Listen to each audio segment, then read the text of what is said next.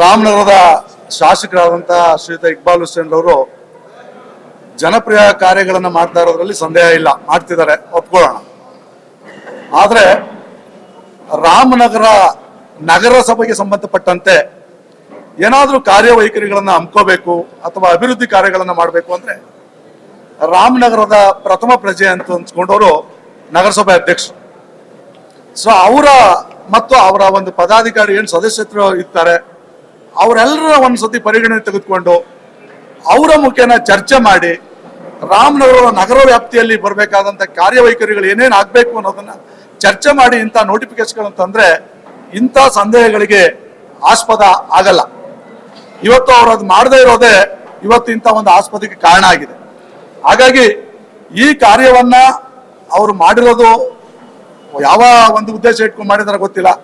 ಆದ್ರೆ ಯಾವುದೇ ಒಂದು ಧರ್ಮದ ಧಾರ್ಮಿಕತೆಗೆ ಧಕ್ಕೆಯನ್ನ ತರದೇ ಇರೋ ರೀತಿಯಲ್ಲಿ ಒಂದು ಒಳ್ಳೆಯ ರೀತಿಯಲ್ಲಿ ಎಲ್ಲರನ್ನು ಪರಿಗಣನೆ ತೆಗೆದುಕೊಂಡು ಈಗ ಆಗಿರೋ ನೋಟಿಫಿಕೇಶನ್ ಕ್ಯಾನ್ಸಲ್ ಮಾಡಿಸಿ ಏನು ಜನಾಭಿಪ್ರಾಯ ಇದೆ ಅದರ ಪ್ರಕಾರ ಆ ಒಂದು ನೋಟಿಫಿಕೇಶನ್ ತಂದು ಅಭಿವೃದ್ಧಿ ಕಾರ್ಯವನ್ನ ಮಾಡಿದ್ರೆ ಈ ರಾಮನಗರದ ಜನ ಯಾರೂ ನಿಮ್ಗೆ ಸಹಕಾರವನ್ನ ನೀಡಲ್ಲ ಅನ್ನೋ ಮಾತಿಲ್ಲ.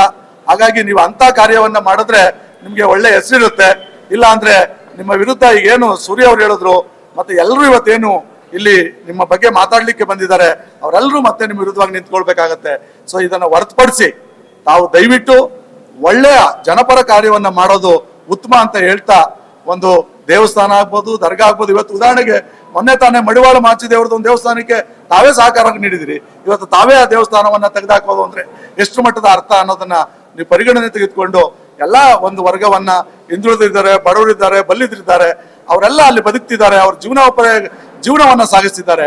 ಅವ್ರಿಗೆಲ್ಲ ತೊಂದರೆ ಆಗದೆ ಇರೋ ರೀತಿ ತಾವು ಈ ನೋಟಿಫಿಕೇಶನ್ ಕ್ಯಾನ್ಸಲ್ ಮಾಡಿ ಒಳ್ಳೆಯ ಒಂದು ಅಭಿವೃದ್ಧಿ ಕಾರ್ಯವನ್ನು ಕೈಗೊಳ್ಳಬೇಕು ಅಂತ ನಾನು ಹಿಂದುಳಿದ ವರ್ಗದ ಪ್ರಧಾನ ಕಾರ್ಯದರ್ಶಿಯಾಗಿ ತಮ್ಮಲ್ಲಿ ಮಾನ್ಯ ಶಾಸಕರಲ್ಲಿ ಮನವಿ ಮಾಡ್ತೀನಿ.